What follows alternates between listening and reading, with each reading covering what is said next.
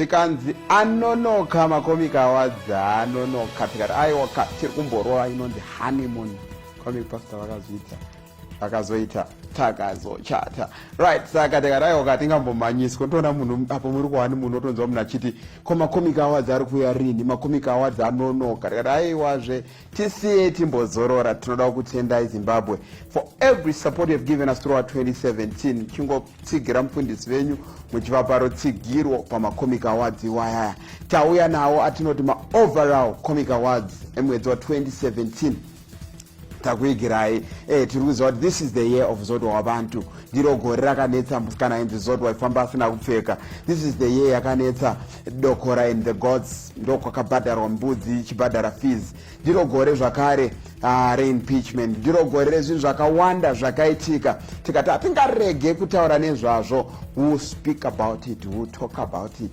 Regai tikupe atinotiwo 2017 overall comic awards zvamakavhota ndo zvatakaita zvamakataura vanhu vamakati ivavo ndo vanofanira kupiwa ndo vatakaita se vatakapa tichatanga neyatinoti couple of the month of 2017 we all understand gore richitanga pakamboita nhumbu kakupanana kenhumbu kakunzi uyu akapa uyu nhumbu uyu achitaiwa nhumbu haisi anhumbu ndeyangu but tinoziva ende muridzo nabev pakambenge paita nhumbu yakanga yanetsa ipapapo unfortunately nhumbu yacho yakazobva asi ende muridzo nabeverly ndo vanova our first nominees to the comic awards 2017 ichitiwo ndivo vanotanga kutivhurira gore tobva tafamba zvakare mugore imomo pakaita malive feeds akati one day pachinetsana olinda mabhebhe olinda chepeo pamwe chete namndarasitana vakatosvika pakuti comic pastor imimi neni hatiri kutoonane pamusaka pebhebhi irori apparently bhebhi harisi mumaoko angu harisi mumaoko anyu mudaradziwa bhebhi riri maoko amufana mudike pabhulawaya apa pamubiza bati uskoko utatani munospeteyo ndiye akabata olinda but couple number 2 ndi stana naolinda ndo vanopinda pamacouples edu ipapapo vachipinda variwo couple number 2 couple number 3 yakatinakidzawo mugore rino gore rino rainakidza kwazvo macouples aiita zvino tina ngoni nanyasha muchavarangarira here ngoni nanyasha this is the guy he is with my wife this is my wife of course nyasha anonzi achikomba pagedhi chaipo pagedhi pepamba pangoni hai mudherera tinongoti aiwaka these are the couples saka toti ndiani anoenda nethe couples of 2017 ndiani anotora couples 2017 yes ngoni nanyasha tinonzwisa kuti yes vakambonetsa but apa havakwana apa tobva tati isusu yes ndimuridzo nabev nyaya yenyaya inazonyamba ichiita depth couple of the year 2017 inotorwa naolinda nastana ndo our couple of the year 2017 tinongora kuvarovera maoko they walk away with nothing but a comic award tobva taenda patinoti isusu social media male celeb right vamwe vakati aiwa isai chimudhara Mr. B vanoita bhuzati aiwa apa vachapinda apa right tinoti nominee number 1 is none other than Labek makwira miti regai tibvunzwa mudhara akanetsa achizvitaurira akutaurire chokwadi muruzinzwa amai vangu asina mwoyo wakanaka mwana wavo akaitisa mwana wangu nhumbu akatizira mumba kwavo uyu mwana akura apfeka tanbutu ndiri kumuchengeta nokunzwa mwana wangu akaratiswa panze namai avo havana kana sendi dzavanisa pamwana wangu ndakachengeta mwana wangu nemuzukuru wangu kusvika nhasi ndorwadziwa zvisingaiti saka da kutaurira hama dzekwatumba kuti ndikupai 48 hours pa2 years ndachengeta mwana emapepa ndaitaka right tobva tabva ipapo tobva tapinda pane yatinoti male celeb 2017 ndaro anyatsonzwisisa angari mukabau here kana kuti angari mug40 here kana kuti mulacoste rekatinzwe hama ndishe achiudza soldier love kuti hausi chinhu hapo hey ndoi discipline iyoyo soldier love hachisi chunhu mukadaro haridze pano nokuzwisisa maada kuti ridzatu soldier love panapa zvine basa reizvozvo kachaizva muri kuita kuberu iwe soldier love ita discipline dzokera kugare kumashuro chii chauda kutiitira ipapa wakufarisa Vamugabe. Right, tobva tapinda pane yatinotiyo third nominee ye-male celeb apa rari crew vanovatiwo tobva tadii paya boys, regai tingovaona vachizvitaurira. Ndobva asvika mukomana anonzi Tavani, ndobva tadii paya. Right, ndo manominees edu aya. Apa pakaita nharo zvikanzi aiwa anotora hamandishe because akanyararidza soldier love akati aiwa hamandishe mwana mudiki zvikanzi ngatipe Lamek makwira miti. Lamek, your fame didn't really go to that height. Yakakurumidza kupera mundarama mango disappear. Amene wanga wakuda kusungisa imba mango noti nyu. Saka 2017 social media male celeb was none other than tobva tadii paya. Vafara vakashunguridza vanhu, vafara vakanetsa. Kunyange vari kujeri ikoko, think ticharanga tingoarangarira nestatement ravo rekuti tobva tadii paya tichibva taita sepaya. Ndo vafana vanotora male celeb. Tobva tapinda pane yatinoti social media female character 2017. It was a busy, atiri kunyeperana, it was a busy year. It was but a busy year. Right, tine yatinoti vanoti eninhira akapinza busy vanhu. Eninhira akanga arambidza kuuya kwechisikana ichi zodwa wabantu. Ipapo pega pakampa mbiri akafamba eninhira zvikanzi oda kuti rambidza kuona zodwa iwo chatira kuona ndechako here kuti ndechazodwa akashaudwa eninhira enda unogeza munhu akajaira kugara akashaudwa. Tobva tapinda pane yatinoti another nominee number 2 anonzi Olinda Shabelle. Olinda akapinza vanhu busy. Olinda akanakidza, Olinda akanetsa, Olinda akashungurudza vanhu. Apa kwakwa kudeep end kwekupedzisira kwegore kwaanga akutaura namufana wedu Snitch namufana Trigger. Tobva dadi Dr. Mama, she's our nominee number 3. Nominee number 3 that Dr. Mai. Dr. Mai definitely made noise. Regai timbowanzwa vachiudza munhu kuti unopenga. Unopenga. Right, those are our nominees. As a winner with 2017 female celeb, female character, was none other than Dr. Amai. Dr. Amai, wherever you go, people will remember you. Will remember you for so many things. They will remember you for even this laugh. Yes, they will remember you. Tova tapinda patina not my religious lunatics aya tikutaura vakomana vari mune zvechinamato but vakanga vachitishungurudza kana vakatinakidza gore ra2017. Yes, ana comic pastor taive imomo. No, I'm not a religious lunatic, no, but takanga tirimo muchinamato, but tine vakomana vakanyanya kushungurudza vanhu. Nominee number 1 tina Prophet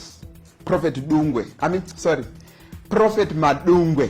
Prophet Madungwe gore rese rakapera vachita atinoti spiritual gymnastics nebrains edu. Vakatiudza kuti Mwari ari kuuya kukopi, vakatiudza kuti vakamboita wona Mwari. Prophet Madungwe, rekatimbowanzwa vachizvitaurira.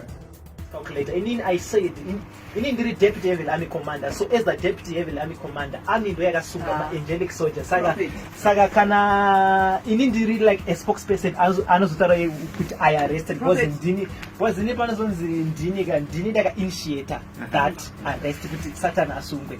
Right. Tobva taenda isusu pari yatinoti the most exciting one. It was exciting. We all understand how exciting it was. We have Prophet Sanyangore. Regai timbowanzwa vachirova nhare zvakare tichinovharisa gore kudai so. Hello. Yes. Is this heaven? Yes. Is it heaven? Yes. I have a woman here. Yes. What do you have to say about her?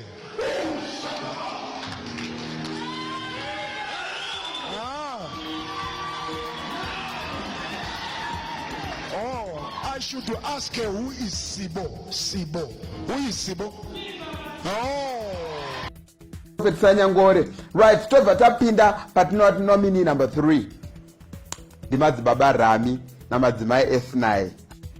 Nyatwa ndatumwa kubva Johani Masowe echishanu S9 kwamadzibaba Rami. Ndiri kutenda Mwari mukati mezuva ranhasi namai Dr. Grace Mugabe. Amai vane chigaro chavakapiwa nababa vari kumusoro kude vakatinakidza kunyange gore rara kunopera but hatimbofe takakanganwa madzibaba Rabi namadzimai S9. Yes, those are our characters, but winner panodiwa winner every year. Pakaita manominees apo panofanira kutoita winner wegore rino. Religious lunatic of the year goes on to Mr. Madungwe, Prophet Madungwe. I don't know his real name on that. Don't have first name ya Prophet Madungwe. Mundipewa wanoziya zita ravo. Tumira kuna comic pastor. Toba tapinda pane atinoti political arena. The year 2017 was so exciting. Mese munozizira. Right, chatangane atinotiyo political arena 2017 nominee number 1. Mukomana akasekesa vanhu zvake achimirira bato redu iro revanhu iri. We all know bato redu iro ripo richiripo iro akaenda mutungamiri bato richiripo. We have Psychology Mazivisa. Yes, he's our nominee number 1. Regai timbonzwa pfungwa dzemukomana. This question a lot. My brother said we promised 2.2 million jobs. We are only extending our stay here. We don't have supper. Okay, can I run through this very quickly? 2.2 million jobs. Yes, we promised that. But you see what people tend to forget. And I want to say this on record. And I hope it's the last time we are saying this. As ZANU-PF. We did not say we were going to create 2.2 million formal jobs. Right, that was Psychology Mazivisa achitaura kuti 2.2 million. Handisivi president vatsva kuti pfungwa dzemukomana ndidzowo dzamami nadzo here paitaurwa zve2.2 million jobs. Tobva tapinda pane watinoti Mr. Chipanga. Regai tingowanzwa vachitaura. Funded by businessmen whom we shall not name at the moment are the ones acting as foot soldiers for Comrade Chiwenga and the Lacoste faction to advance the successionist agenda of a fugitive Dambudzo Mnangagwa. That was Chipanga, the youth leader, Angambori, youth leader, Msangano. And then we have my favorite, the people's loved one, Kazembe. Kazembe, where are you? Yapan. Kazembe. Waka watoti wawana mkana iweo. Wokuwana chairman panap. You stop it. Wakabuda pa TV we Kazembe. Baba nambokudzai kuti ndichakudzai nezvakazembe. Kazembe uyu is the vice chairperson wa Mafios, Dickson Mafios. Akabuda pa TV achitaura kasukwere must go kasukwere angaita seka kutadzire chigara pasi. That was our boy Kazembe. Right, ndinokuda kuti mudhara Kazembe. Maona kuti kudedzwa pa assembly kune mari izvo zimato honorable ministers. Just like that here mudhara. Matopinda takuda kupinda ikoko mudhara takuda kuya ikoko. Ina wegore rino. We have Psychology Mazivisa. Right, tova tapinda yatinoti musical arena. Musical arena tinotanga nekuona chikomana Ja Praiser chichimhanya. Regai tingochiona.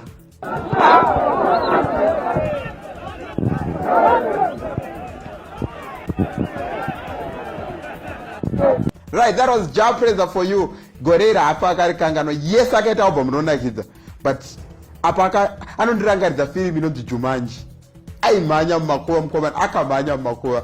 Right, and muridzi akati handingasare kana Ja Praiser ari mento wangu ninondofana kutomhanyawo. Regai tione Ja Praiser achimhanyiswa nevana vechikoro. And muridzo achimhanyiswa nevana vechikoro ukaroi.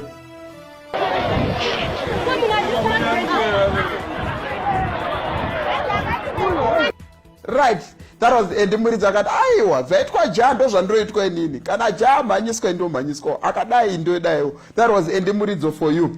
Then we also have none other than Mr. Zio Stana. Pamuda uzonzwa tsitsi ndepapi pacho komana. Mutanga matora mathings enyu. Mombe dzangu modziroesa nemheni. Muritumira matsotsi usiku. Dzirai moyo. In fact chitai GoFund awana. Mumonditiro something. Because hey, zvanimomotera. Pamuno one. Stana. Hamsadaro. Hamomuna wala, eh? Right. That was our music arena. Tova tapinda pane atinotiyo People's Choice Award, People's Choice Award. Zvikanzi nevanhu aiwaka Dr. Amai vanokwana imomo. Charamba, urukupi Charamba. Charamba, George. George, wewe. You are a prolific writer. But George, ndakamuziva George uyu. Usati wamboone capacity yawanayo. Ini ndisati ndazva iwe George. Ndazvakupasa. Dr. Amai ngavapinde 2017 tikadaiwa tunovaisa tobva tanzi aiwaka tipinzirei chikomana Lamek Makwira Miti. Lamek anobva apinda tobva tanzi aiwa vese vamurukisa vana basa ava kuna General Bay, General Chivengwa, General Makaspaka. Ndidi kukanganwa mudara Makaspaka. People's Choice Award. Right, regai tichiona kuti who walks away with the People's Choice Award. Zvikanzi aiwa ipai General Bay, vanhu vakati aiwa General Bay didn't start this. Haasiriwo muridzi saka he can't deserve it. Lamek Makwira Miti mudara aiwa you were there in 2017, we remember you, but you cannot take it. People's Choice Award inotorwa na Dr. Amai zvakare. Zvikanzi Dr. Amai ndo vakatanga program yese. Dai vasina kuuya kugraft kwaMudhara. Kuuya kwavo graft kwaMudhara kwakasunungura nyika. Kuuya kwavo graft kwaMudhara kwakaita kuti zvinhu zvinakidze muZimbabwe. Saka Dr.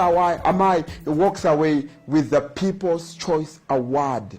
Totarisa yatinoti overall winner of the month of the year of 2017. Tichivhara this book ra 2017 tichivhura idzva tobva tati isusu overall winner. Zvikanzi ngapapinde Olinda Chapeo apa. Olinda anokwana makatomuimbira song comic pasa rakati ngaapinde kana mati apinde Olinda Chapeo anopinda ipapapa. Zvikanzi kumudhara Mnangagwa, the president himself, His Excellency. We never expected a new leader in 2017. Tatitori murimo ende ndinonzwira tsitsi timu rakavanyima ndege pavaida kubuda munyika, ko timu raida kuvadhonza mabhachi kubhodha, ko timu rakavarambidza kubuda nekandege paCharles Austin.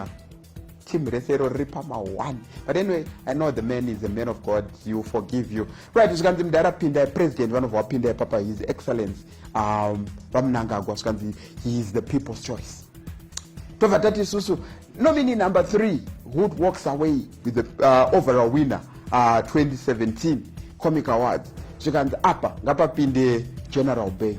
General Bay vanokwana regai vapinde, and the People's Choice Award goes to none other than